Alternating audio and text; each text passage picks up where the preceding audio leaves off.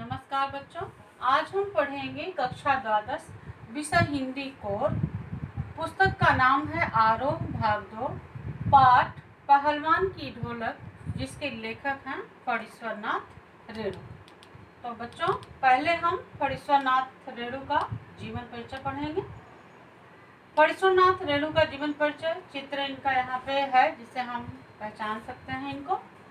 इनका जन्म 4 मार्च सन 1921 औराही हिंगना, जिला पूर्णिया, जो अब अररिया के नाम से जाना जाता है, बिहार में हुआ था। इनकी प्रमुख रचनाएं हैं मैला आंचल, परती परिकथा, दीर्घ तपा, जुलूस, कितने चौराहे जो है इनका उपन्यास है, और ठुमरी, अगिनखोर, आदिम रात्रि की महर, एक श्रावणी दोपहरी की धूप, यह इनका कहानी संग्रह है।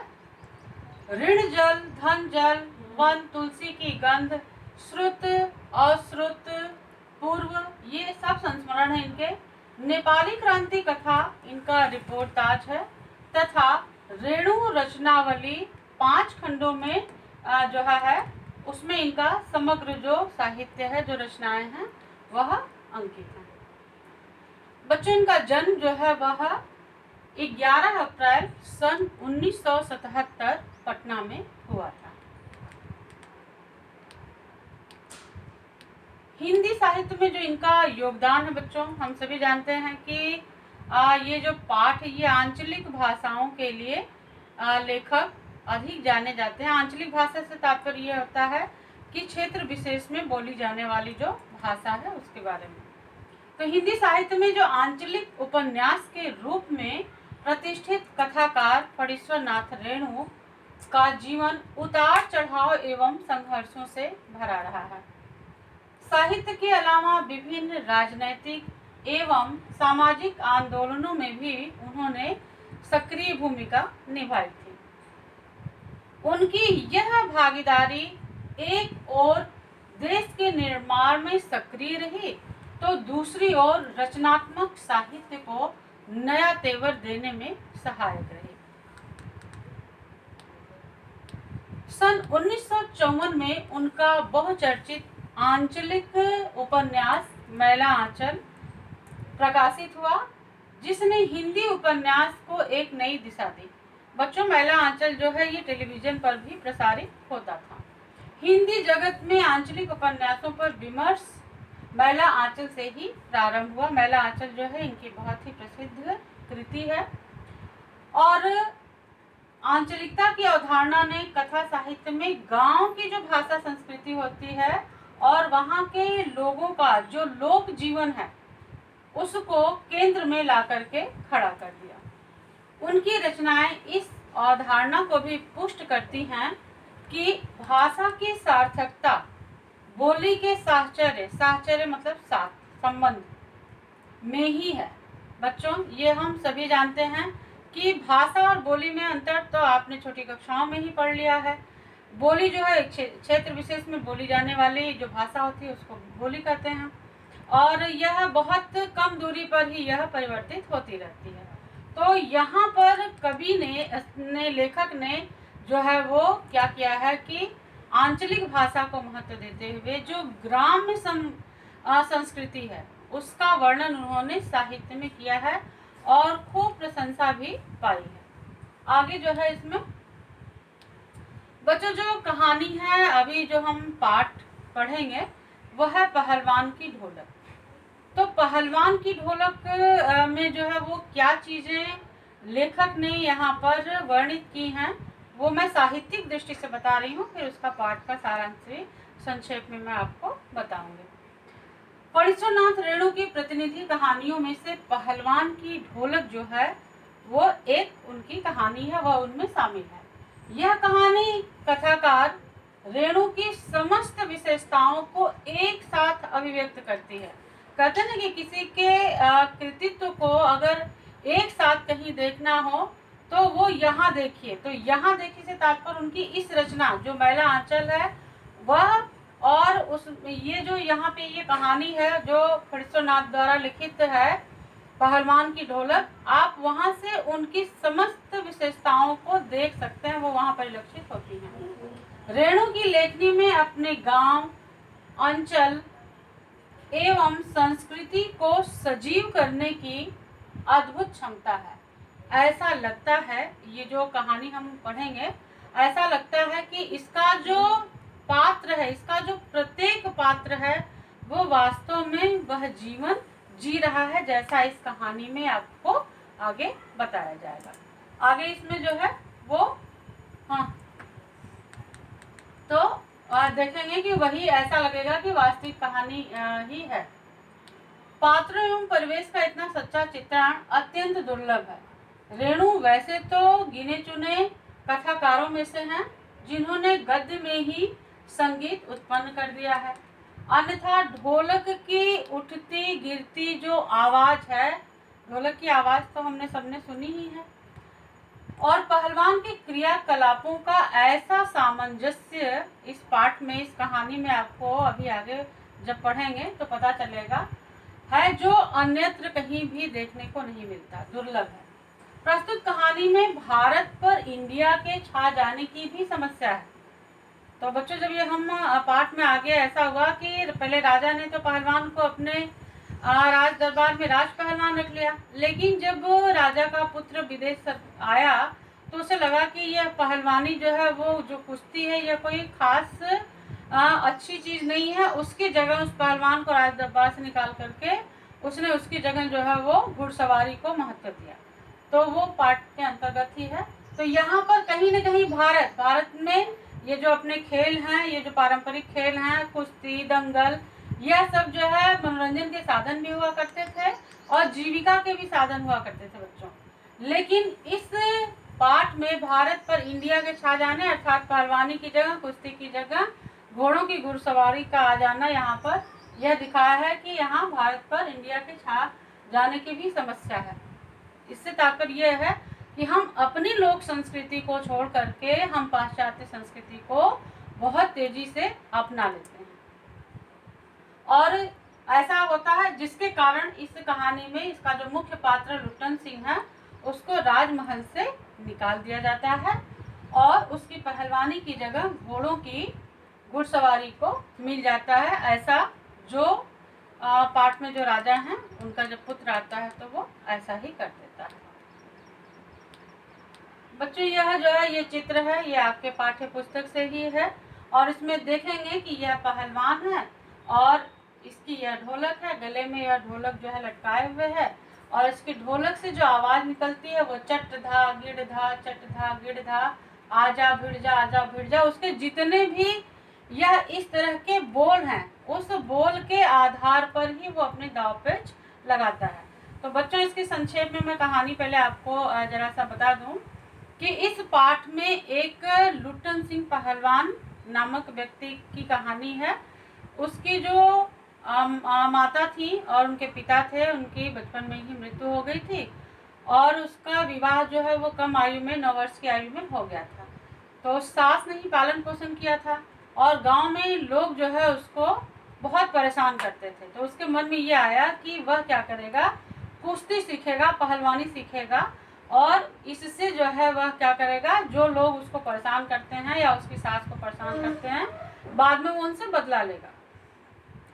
तो ऐसे ही वह खा पी करके वह जो है धीरे धीरे अपना शरीर वैसा ही बना लिया, और वह पहलवानी में इस ढोलक के माध्यम से, इसका जो गुरु है वह ढोलक ही है, जो ढोलक के माध्यम से जो उसकी आवाज निकलती है उसी से वह दाव पेच लगाता है।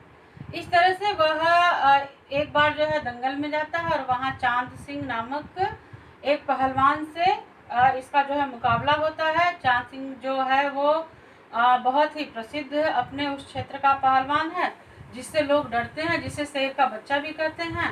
तो लोग इसको कहते हैं कि भाई उनसे मुकाबला मत करो, क्योंकि उससे अगर मुकाबले में लोग खड़े नहीं हो पाते हैं और तुम लड़ने जा रहे हो तो तुम मारे जाओगे। तो ऐसा लोग इसको कहते हैं। लेकिन राजा, जो श्यामनगर के राजा हैं, उनसे यह जो अनुमति ले करके, उनसे अनुनय विनय करके वह चांद सिंह से लड़ता है और उस मेले में हरा देता है। उसके बाद जो राजा हैं, राजा श्याम सिंह जो है वह प्रसन्न होते हैं और इसको वहीं पर अपने राज दरबार में बुला लेते हैं और इसको राज दरबारी पहलवान जो है वो घोषित कर देते हैं। और इसका और इसके 2 बच्चे होते हैं, उसका भरण पोषण वो राजमहल से ही होता है। कुछ समय बाद जो है राजा का पुत्र आता है, तो उसको लगता है कि ये इतना अधिक भोजन करता है और यह कुश्ती के जो है करता है, पहलवानी करता है, तो इससे राजमहल में कोई बहुत बड़ा कार्य नहीं होता। और वो आता है तो पहलवान को वहाँ से राजमहल से निकाल देता है। उसकी जगह, चूंकि वो विदेशी था, विदेशी परिवेश, विदेशी संस्कृति को अपनाए हुए वो भारत आया था, तो उसने इसकी जगह पर घोड़ों की घुड़सवारी को महत्व देने लगा और उसी खेल को वो कराने लगा। अब बच्चों, जब राजमहल से पहलवान निकाल दिया गया, तो जब वो गांव में आया, उसी समय जो है वो हैजे और मलेरिया की बीमारी ने महामारी रूप ले लिया था और गांव में हर एक व्यक्ति इससे पीड़ित था। तो बच्चों, आज हम जिस परिवेश में इस वीडियो के रिकॉर्डिंग कर रहे हैं, इस समय भी आज हम एक ऐसी ही महामारी, बल्कि एक वैश्विक महामारी कोरोना वायरस से जूझ रहे हैं। पूरी दुनिया में जो है इसने अपनी तबाही मचा दी है। तो बच्चों, ये पाठ पढ़ते समय और पढ़ाते समय कहते हैं ना, अनुभव से जो है अनुभूति बड़ी चीज़ होती है। जब हम पाठ को पढ़ेंगे, अनुभव तो चलिए आपका एक्सपीरियंस हो गया, लेकिन उसकी फीलिंग जो है, जो अनुभूति है, वो आज लॉकडाउन में घरों में बैठ करके हम और आप बहुत अच्छी तरह से इसको महसूस कर सकते हैं। और जिस तरह से लोगों की मृत्यु हो रही है, जिस तरह से पूरे विश्व में मृत्यु के आंकड़े बढ़ रहे हैं, उससे इस पाठ को बच्चों अगर आपको रिलेट करके देखेंगे तो पूरी तरह से ऐसा लगेगा कि एक यह दौर जो इस कहानी को लिखा गया था और एक आज जो हम पढ़ रहे हैं, उसको हम वैसे ही जी रहे हैं जैसे कहानी में इस पहलवान ने, लुट्टन सिंह पहलवान ने जिया था और उसके गांव के लोगों ने जिया था। तो इस तरह से बच्चों इसमें यह है, फिर वो पहलवान जब गांव में आता है तो अपनी उस ढोलक की आवाज़ से ही वह ढोलक को बजाता है, पीटता है, और उसी से जहाँ पर लोग अत्यंत दुखी हैं, पीड़ित हैं, मर रहे हैं अपने घरों में, वहाँ वह ढोलक को बजा करके एक यह उन्हें दिलासा देता है, एक यह उन्हें आश्वासन देता है कि नहीं, हम इस महामारी से उबर जाएंगे। तो उसकी वो जो ढोलक की आवाज़ है, वह लोगों में संजीवनी भरने का काम करती है। तो इस तरह से बच्चों ऐसा होता है, लेकिन जो अंत है कहानी का वह सुखांत नहीं है, दुखांत है। उस महामारी से लड़ते लड़ते पहलवान के भी अंत में मृत्यु हो जाती है। और दूसरे इस पाठ में यही दिखाया गया है कि जो हमारी लोक संस्कृति है, उसको बढ़ावा, उसको महत्व देने के बजाय हम जो है वह पाश्चात्य संस्कृति को अपना लेते हैं। और कई बार जो लोक कलाकार हैं, वह अपनी प्रतिभा का प्रदर्शन नहीं कर पाने के कारण किसी न किसी अनहोनी का शिकार हो जाते हैं। तो बच्चों, इस तरह से इस पाठ का ये सारांश था। अब हम आगे जो है, इसमें मैंने एक पैराग्राफ यहाँ आपको लिया है, ये तो पाठ का सारांश था बच्चों। अब हम जो पढ़ेंगे वो पैराग्राफ के अनुसार और उस पे आधारित जो छोटे छोटे प्रश्न हैं उसके अनुसार इस पाठ को पूरा पढ़ेंगे। तो ये अभी आपकी पहली वीडियो है इस पाठ की और ये पहला भाग है। मैंने पैराग्राफ 1 यहाँ पे लिया है जो पृष्ठ संख्या 108 पर अंकित है। ये पहला ही पैराग्राफ है बच्चों, यहाँ से शुरुआत होता है। जाड़े का दिन और निस्तब्धता तक मैंने इसमें यह भाग लिया हुआ है। इसमें क्या क्या बातें बताई गई हैं, तो इसके जो महत्वपूर्ण बिंदु हैं वो 3-4 बिंदुओं में मैंने यहाँ पे आपको लिख दिया है। अगर ये बिंदु आप याद रखते हैं तो निश्चित मान लीजिए कि पाठ आपको हर हाल में याद हो ही जाएगा। पाठ का जो सारांश है वह भी याद हो जाएगा। जाड़े के दिन का वर्णन है। पहले पैराग्राफ में क्या है कि जाड़े का वर्णन है। जो जाड़े की रात्रि है वो अत्यंत सर्द होती है, वैसे ही लोग अपने अपने घरों में बैठे होते हैं। तो जाड़े के दिन का इसमें इस पैराग्राफ में वर्णन है। और हैजे से पीड़ित गांव की स्थिति का वर्णन है। मैंने आपको बताया कि उस गांव में हैजे और मलेरिया ने महामारी का रूप ले लिया है, इसलिए डर करके लोग अपने घरों में हैं और जो रात्रि है वो कैसी है, वो है सर्दी की रात है, तो वैसे भी लोग अपने घरों में बैठे हुए हैं। इसमें जो है यही जो है दिखाया गया है, और इस पैराग्राफ में इतना ही बताया गया है। और जो रात्रि है वह भयार्त्र शिशु, जैसे कोई बच्चा डर जाता है, भयार्थ मतलब डरा हुआ, जैसे कोई बच्चा जो है वो डर जाता है और रोने लगता है, वैसे ही उस गांव के लोग और वह रात्रि चुपचाप आंसू बहा रही है। क्यों बहा रही है? क्योंकि ऐसा रोग उस गांव में फैल गया है जो कि अब ला इलाज हो गया है उस दौर में, तो उस समय उसका कोई उपचार नहीं है, इसलिए लोग जो है उससे दुखी और पीड़ित हैं। और इसमें प्रश्न हमने लिया है, पाठ तथा पाठ के लेखक का नाम बताएं। तो बच्चों आप देखेंगे कि इसमें जो पाठ है, पाठ का नाम और पाठ के लेखक का नाम आपको पता चली गया है।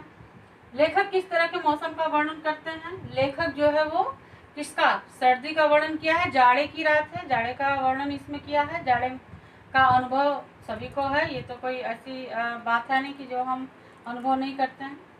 तो लेखक किस तरह के मौसम का वर्णन करता है? जाड़े का करता है। गांव किससे पीड़ित है?